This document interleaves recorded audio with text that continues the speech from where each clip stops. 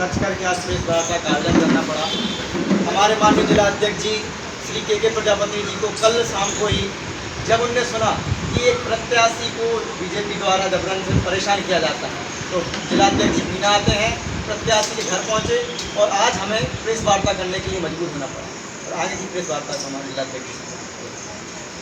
जैसा कि आप सभी पत्रकार साथियों को मालूम है कि अरविंद केजरीवाल जी के नेतृत्व में दिल्ली की गवर्नमेंट चल रही है, तो तीसरे बार दिल्ली के मुख्यमंत्री बने हैं और हाल ही में अभी पंजाब में भी आम आदमी पार्टी के द्वारा सरकार बनाई गई और वो भी अत्यधिक बहुमत के साथ में बनाई गई है।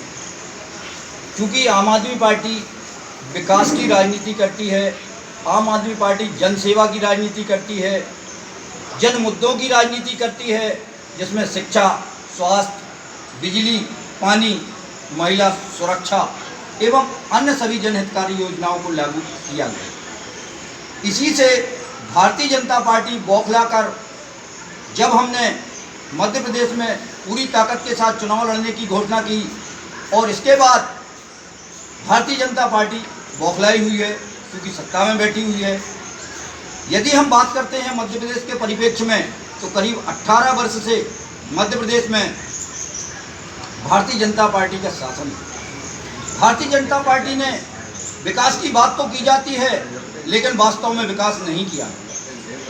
जो विकास की वो बात करते हैं वह विकास उनके कागजों में दिखाई देते हैं, ऑन स्पॉट दिखाई नहीं देते। चाहे आप किसी भी कंस्ट्रक्शन की बात करें, गुणवत्ता विहीन रोडों का निर्माण हो रहा है, गुणवत्ता विहीन बिल्डिंगों का निर्माण हो रहा है। चाहे आप कोरोना काल की स्वास्थ्य व्यवस्थाओं की बात करें, तो कोरोना काल में ये दैनिक भास्कर की रिपोर्ट थी कि 1,70,000 लोगों की मौत हुई है। चाहे आप बिजली की बात करें, तो बिजली आज 9 से 10 रुपये प्रति यूनिट के हिसाब से मध्य प्रदेश के निवासियों को मिल रही है और वही बिजली 200 यूनिट बिजली दिल्ली सरकार द्वारा दिल्ली के निवासियों के लिए मुफ्त दी जा रही है। एवं पंजाब में 300 यूनिट बिजली का वादा किया था और उसके लिए 300 यूनिट बिजली पंजाब की सरकार द्वारा मुहैया कराई जा रही है। यदि हम रोजगार की बात करते हैं, तो पिछले वर्षों में दिल्ली सरकार के द्वारा 10 लाख लोगों के लिए रोजगार दिए गए। यदि हम मध्य प्रदेश की बात करते हैं, तो मध्य प्रदेश में हजारों की भी संख्या नहीं है। इसी प्रकार से भगवंत मान जी जो पंजाब के मुख्यमंत्री बने, उन्होंने तीसरे दिन ही घोषणा की कि मैं 25,000 सर्विसें निकाल रहा हूँ और 2 दिन बाद वो घोषणा करते हैं कि मैं 35,000 संविदा शिक्षकों के लिए एवं संविदा कर्मियों के लिए मैं नियमित कर रहा हूँ। इस प्रकार की राजनीति क्योंकि मध्य प्रदेश में नहीं हुई है, इस कारण से मध्य प्रदेश में भारतीय जनता पार्टी जो अभी शासन में बैठी हुई है वह बौखलाई हुई है और चुनाव के परिणामों से वह भयभीत हैं।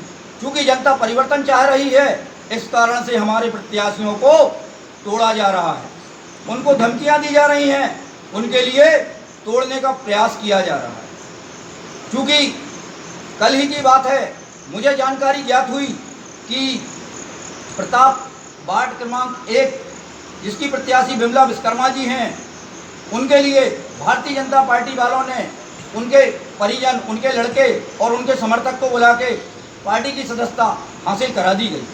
इसके पश्चात मैं स्वयं अपनी टीम के साथ में उनके घर पहुंचा, तो उनके पति एवं उनके द्वारा बतलाया गया कि हम लोगों ने भारतीय जनता पार्टी को कोई समर्थन नहीं दिया।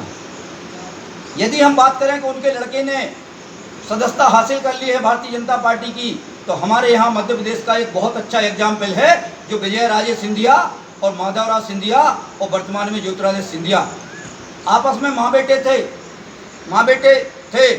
इसके पश्चात विजय राजे सिंधिया भारतीय जनता पार्टी का नेतृत्व करती थी और माधवराव सिंधिया कांग्रेस का नेतृत्व करते थे। इसके लिए हम लोग, क्योंकि कल की जो घटनाक्रम हुआ है, हमारे प्रत्याशियों पर दबाव डाला जा रहा है, हमारे प्रत्याशियों को धमकाया जा रहा है, उसके संबंध में हम लोग समुचित कार्रवाई करने के लिए निर्वाचन आयोग को पत्र भेज रहे हैं। धन्यवाद।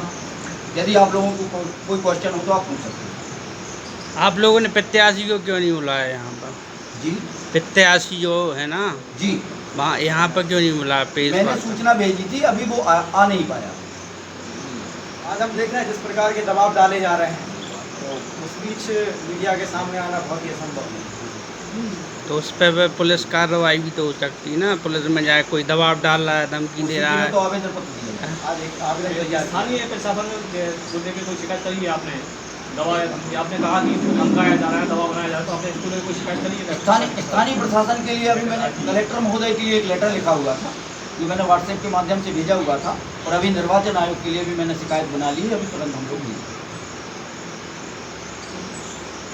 मतलब तैयार है चुनाव लड़ने जी प्रत्याशी